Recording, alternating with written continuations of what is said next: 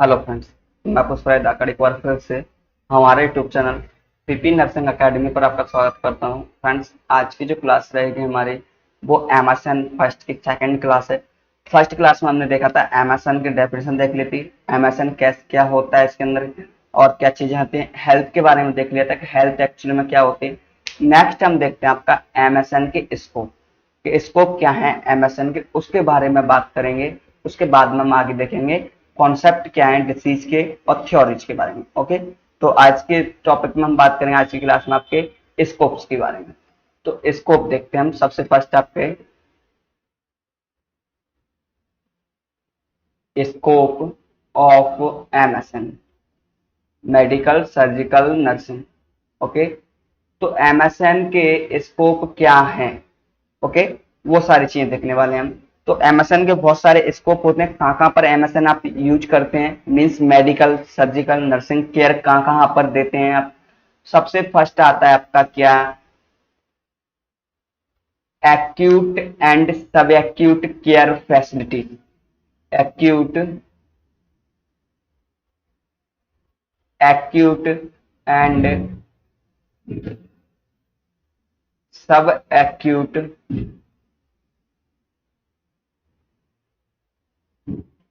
Care facilities.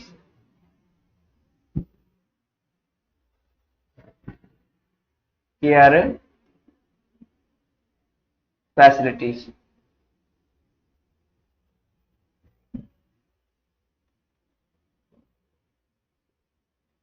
Okay.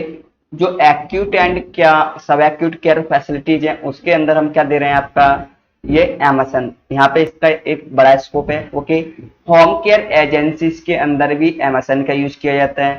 Next क्या है, home care agencies.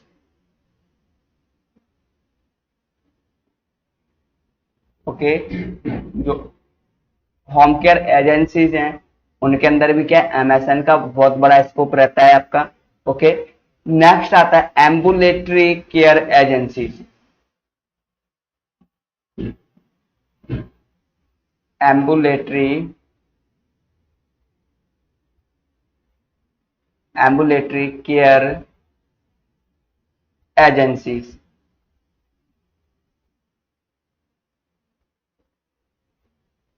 Okay, जो एम्बुलेटरी केयर एजेंसीज हैं वहां पे भी आपका क्या है एमएसएन का स्कोप रहता है। ओके, नेक्स्ट आउट पेशेंट जो डिपार्टमेंट रहता है उसके अंदर जो सर्विस देते हैं वहां पे भी आप एमएसएन का यूज कर सकते हो। तो सर्विस आउट पेशेंट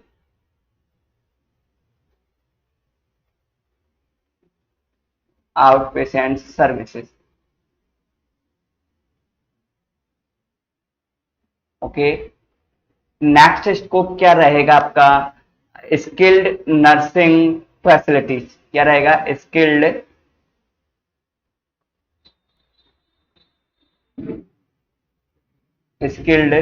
नर्सिंग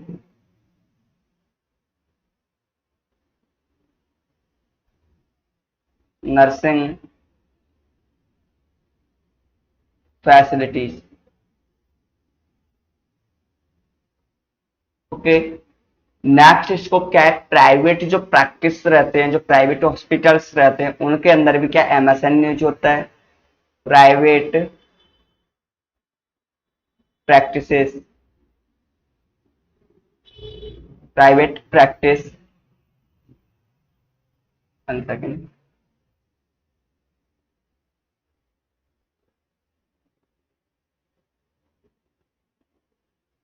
जो प्राइवेट प्रैक्टिस रहती हैं वहां पे भी क्या आपका एमएसएन का यूज रहेगा। नेक्स्ट जो है आपका क्या रहेगा, अडल्ट डे केयर एजेंसी। जो अडल्ट की जो डे केयरिंग रहती है एजेंसीज रहती है वहां पे भी एमएसएन का यूज होता है। Adult day care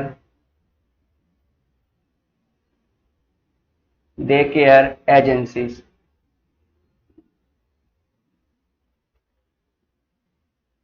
okay, adult day care agencies के अलावा प्राइमरी केयर एंड स्पेशली जो प्रैक्टिस रहती हैं उसके अंदर आपका ये एमएसएन का स्कोप है बहुत बड़ा। तो प्राइमरी केयर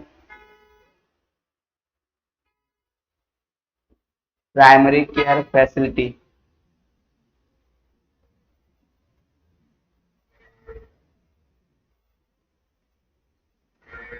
ओके। और कहाँ पे स्कोप है आपके स्कूल्स के अंदर स्कोप्स हैं,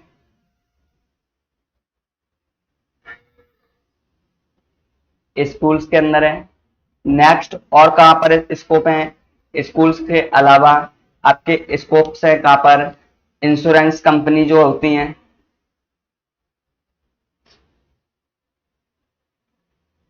इंश्योरेंस कंपनी,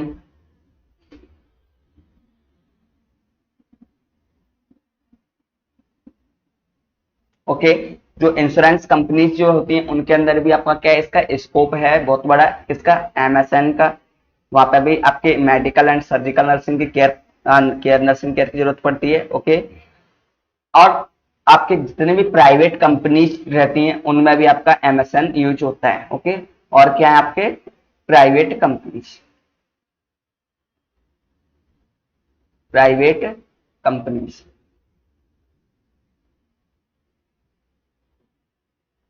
फिर चाहे वो कौन हो, आपकी जो कंपनी है कैसी हो आपके, चाहे वो इंडस्ट्रियल कंपनी हो, मीन्स किसी भी टाइप के कंपनी जो सारे के अंदर आपका क्या होता है, एमएसएन का यूज रहता है, ओके। तो ये सारी चीजें किसके बारे में हो गई, आपके स्कोप्स, इतने सारे स्कोप्स हैं किसके, आपके एमएसएन के, ओके। तो एमएसएन के स्कोप देख लिए हमने कि क्या क्या स्कोप्स होते हैं एमएसएन के अंदर। अब नेक्स्ट हम देखें इसी क्लास में आपका क्या, कि जो कॉन्सेप्ट है डिसीज के लिए वो क्या है, किसके लिए, डिसीज के लिए जो कॉन्सेप्ट है वो क्या रहता है। तो दो कॉन्सेप्ट आते हैं आपके, एक तो बायोमेडिकल कॉन्सेप्ट आता है, दूसरा इकोलॉजिकल कॉन्सेप्ट आता है। कॉन्सेप्ट ऑफ डिसीज,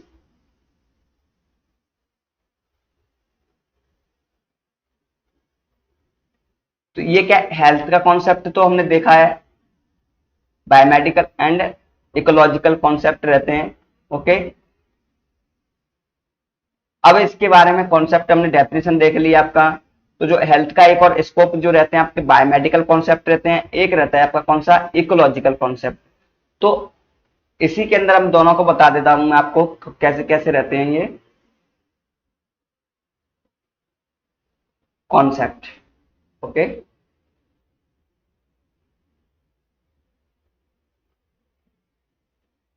तो कॉन्सेप्ट क्या है, फर्स्ट है आपका बायोमेडिकल,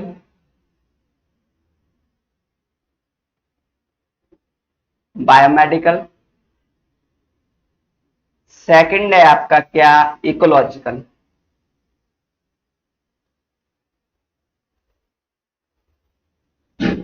ओके। हेल्थ के दो कॉन्सेप्ट, बायोमेडिकल एंड इकोलॉजिकल। अब जो आपकी हेल्थ का बायोमेडिकल कॉन्सेप्ट है, इसके अंदर हमने क्या देखा था कि health has been traditionally defined, इसको ट्रेडिशनली डिफाइंड किया गया है कि अब्सेंस ऑफ डिसीज। अगर आपके उसके अंदर क्या अब्सेंस है किसका, डिसीजेस का, डिसीज अब्सेंस है, तो हम उसको क्या बोलते हैं, आपका बायोमेडिकल कॉन्सेप्ट बोलते हैं। क्या बोलते हैं, बायोमेडिकल कॉन्सेप्ट बोलते हैं। और ये किसके ऊपर बेस्ड है, ये जर्म थ्योरी के ऊपर बेस्ड रहता है। किसके ऊपर बेस्ड रहता है, ये जर्म थ्योरी के ऊपर। तो अब्सेंस ऑफ डिसीज रहता है इसके अंदर, अब्सेंस ऑफ डिसीज, ओके। और ये किसके ऊपर बेस्ड रहता है, बेस्ड ऑन जर्म थ्योरी। किसके ऊपर, based on the germ theory.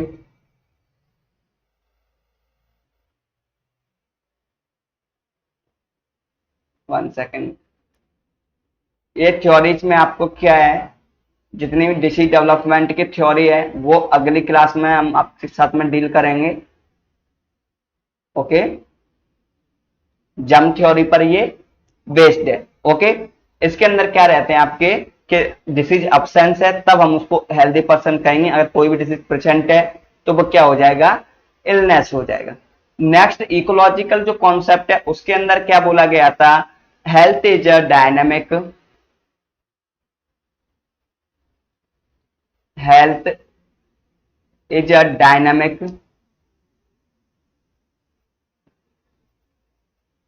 Dynamic equilibrium,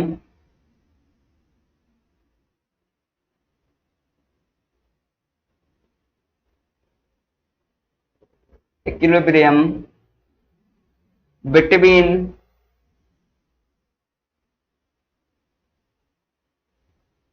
between man and his environment.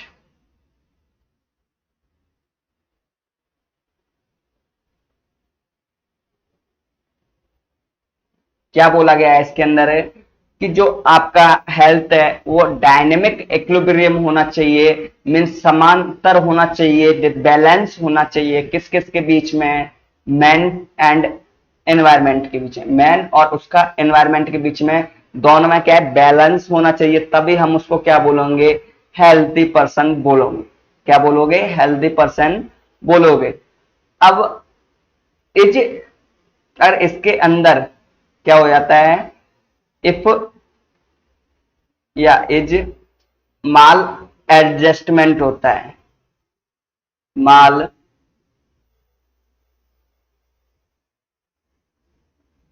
Adjustment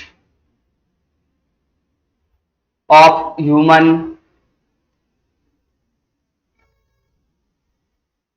of human and, जो ह्यूमन का जो ऑर्गेनिज्म है और to the environment, human and उसके एनवायरमेंट के बीच में, एंड एज एनवायरमेंट।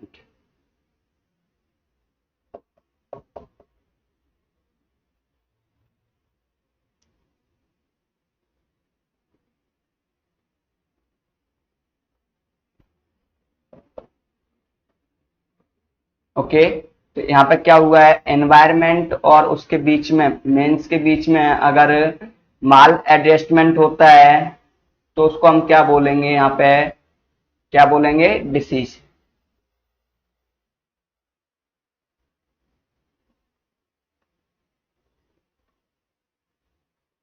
ऐसे समझिए कि डिसीज क्या है आपका, maladjustment of human and is environment, मेंस के अंदर और उसके एनवायरमेंट के बीच में जो माल एडजस्टमेंट हो रहा है, ऊपर नीचे जो हो रहा है, उसको हम क्या बोलते हैं आपका, डिसीज।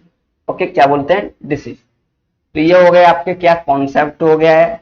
अब हम देखते हैं आपका डिसीज क्या होता है, डिसीज में भी आपके अलग अलग फैक्ट्स हैं तो उनको देख लेते हैं हम।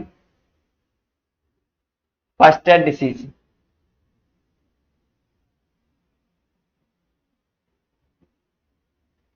डिसीज तो मैंने जैसे बताया था आपको, माल एडजस्टमेंट हो रहा है।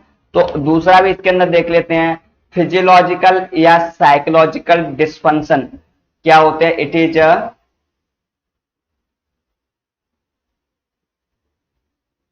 It is a physiological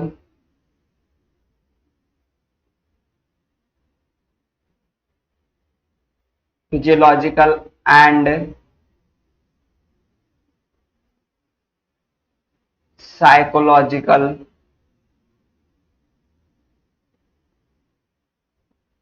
dysfunction.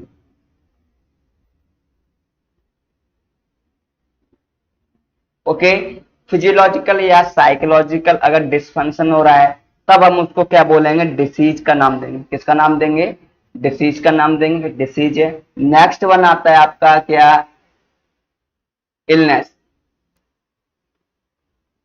Next one क्या आता है आपका, इलनेस। और अदर वन इज सिकनेस।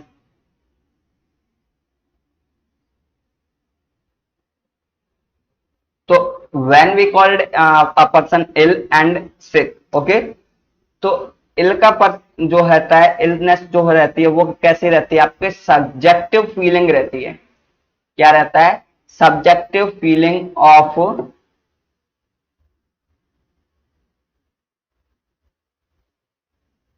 कैसी फीलिंग है ये? सब्जेक्टिव फीलिंग,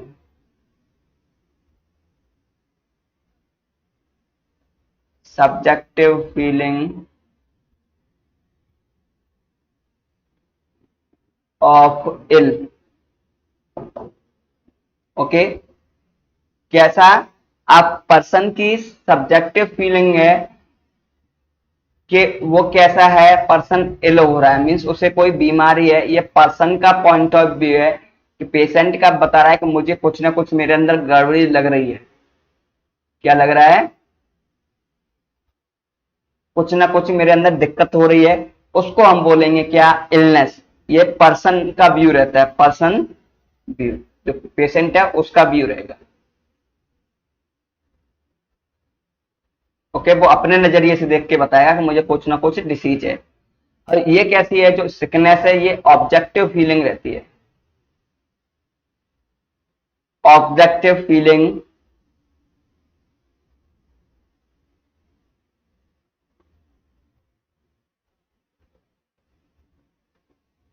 ऑफ बीइंग, कैसी है? आपको ऑब्जेक्टिव फीलिंग आ रही है किसके लिए? इल के लिए, बीइंग इल। मीन्स इसके अंदर क्या है, आपको सोसाइटी वाले लोग बता रहे हैं यार तू बहुत थका थका सा लग रहा है, आप तो ये कुछ ना कुछ बीमारी है, या तू बहुत ज्यादा मोटा होता जा रहा है तो ये कुछ ना कुछ डिसीज है, इसको दिखवा डॉक्टर को। तो ये क्या हो गई आपकी objective feeling of being illness. तो ये कैसा रहता है आपका? सोसाइटी व्यू रहता है, सोसाइटी व्यू, ओके। ये थी आपकी क्या? डिसीज की, डिसीज, इलनेस एंड सिकनेस, ये चीजें होती हैं। इससे पहले हमने क्या देख लिया? स्कोप देख लिया, कॉन्सेप्ट देख लिया हेल्थ का।